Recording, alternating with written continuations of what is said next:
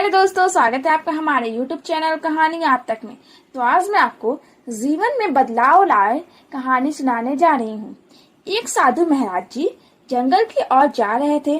तभी उनकी नजर पड़ी कि कुछ लोग आदमी को पीट रहे हैं। तभी साधु महाराज उनके पास आए और कहने लगे कि तुम इसे क्यों पीट रहे हो। उन्होंने कहा कि इसने चोरी की है, इसलिए हम इसे पीट रहे हैं। यह एक चोर है। साधु महाराज जी ने उन सभी लोगों से कहा कि आपने इसकी बहुत पिटाई कर दी है, अब आप यहाँ से जाइए। साधु महाराज जी चोर को अपने साथ ले गए और उससे बातें करने लगे।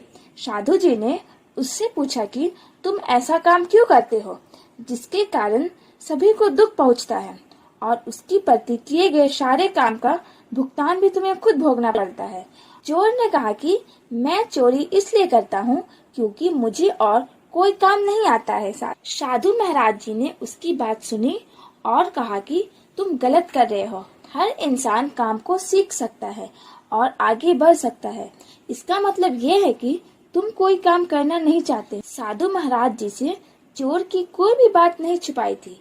चोर अपने काम पर शर्मिंदा था, लेकिन वह इस काम को छोड़ना नहीं चाहता था। साधु जी ने कहा कि हमें अपने जीवन में वही काम करने चाहिए जिनके करने से सुख प्राप्त होता है। हमें ऐसा कोई भी काम नहीं करना चाहिए जिससे किसी को दुख पहुंचता हो। अब तुम ही बताओ कि तुम कौन सा काम कर रहे हो। तुम दूसरे को हमेशा दुख दे रहे हो, उनके यहाँ पर चोरी करते हो जिससे उन्हें नुकसान होता है और वह दुखी होते हैं। तुम ऐसा काम क्यों करते हो जिससे सभी को दुख पहुंचता है। वह चोर महाराज जी की बात सुन रहा था। वह सोच रहा था कि वह सब सही कह रहे हैं। अब साधु जी ने कहा कि अगर तुम्हारे घर पर कोई चोरी करता है तो तुम्हें कैसा महसूस होगा। इस पर चोर ने कहा कि अगर मेरे घर पर कोई चोरी करता है तो इससे मुझे बहुत दुख होगा। फिर साधु जी ने चोर को समझाया, तुम भी वही काम कर रहे हो, इसलिए सभी को दुख पहुंचता है। जीवन में कभी भी हमें ऐसे काम नहीं करना चाहिए। हमें यह काम छोड़ देना चाहिए और मेहनत का कोई काम करना चाहिए। उसके बाद चोर ने साधु महाराज जी के पैर पकड़ लिए। साधु महाराज जी ने कहा कि मैं तुम्हें अपना शिष्य बना लूंगा।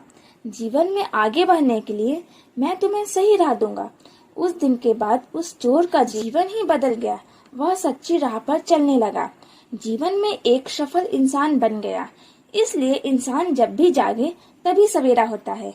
अपने बुरे कर्मों से तौबा करनी चाहिए और अच्छे काम की ओर ध्यान देना चाहिए।